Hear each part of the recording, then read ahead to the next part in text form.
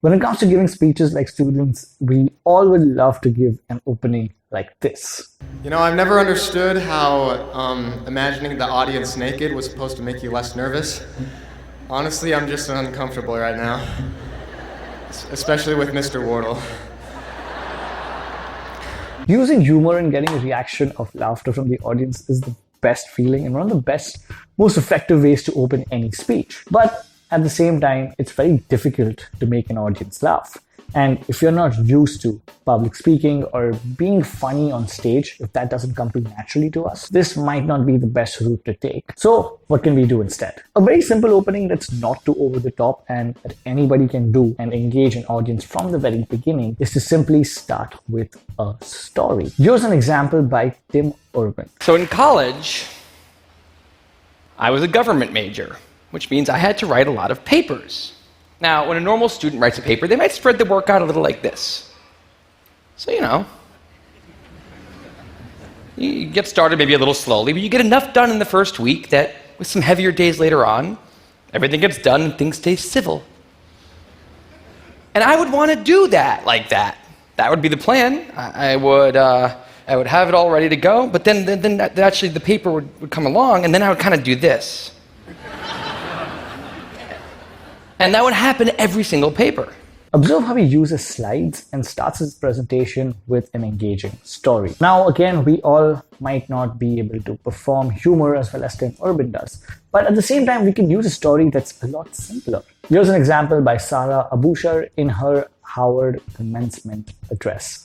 When I was around 7, my toothless brother and I, on long, boring taxi rides in Syria, would indulge in imperialistic fantasies of how we wanted to take over the country outside our windows. My parents would quickly crush these imperial conquests by warning, "Shh, you'll get taken by Secret Service if they hear you." The walls everywhere, we were told, could hear our revolutionary ideas and would send us to prison. Whereas children here had ghosts and the boogeyman, our equivalents were our governments. The second way we can start our speeches that is simple yet effective is to simply ask the audience a question and make them ponder over it. All we need to do is make sure that the question is not too obvious. For instance, some people come and ask very ridiculous questions like, how many of you all want to ace your exams and get the best marks? Everyone's going to answer yes. The job of a question is to make people think and ponder. That's when we'll have their attention. We're going to go through two examples over here. One is by Simon Sinek in his TED Talk, and the second one is by a student. How do you explain when things don't go as we assume? Or better, how do you explain when others are able to achieve things that seem to defy all of the assumptions? For example, why is Apple so innovative? Year after year after year after year, they're more innovative than all their competition. And yet, they're just a computer company. They're just like everyone else. They have the same access to the same talent, the same agencies, the same consultants, the same media. Then why is it that they seem to have something different? So it's 2 weeks from prom and you don't have a date. What are you going to do? Or maybe you have a job interview for that dream job and you really want to win the employer over.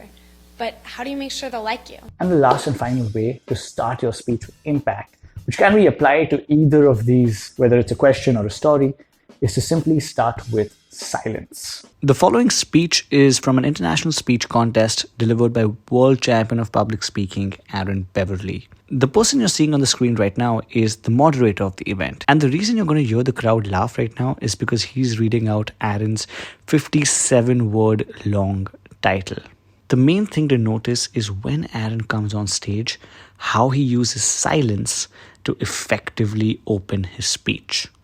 Leave a lasting memory using as few words as possible and strive with every fiber of your being to avoid being the type of person who rambles on and on with no end in sight, more likely than not causing more listeners to sit and think to themselves, oh my goodness, can somebody please make this stop?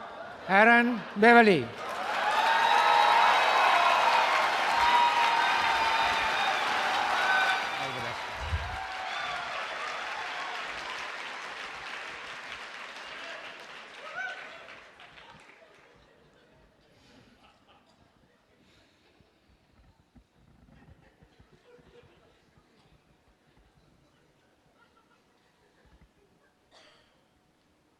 Be honest. You enjoyed that, didn't you? And this helps us start from such a more grounded space. As opposed to just going on stage and starting to speak, we come across as a lot more confident, a lot more grounded, and a lot less frantic. Now, knowing how to start a speech is important, but it's equally important to know how to end your speeches as well. We've made an extensive video on that with similar examples and techniques that we can use to end our speeches or presentations with impact, which you can check out right here.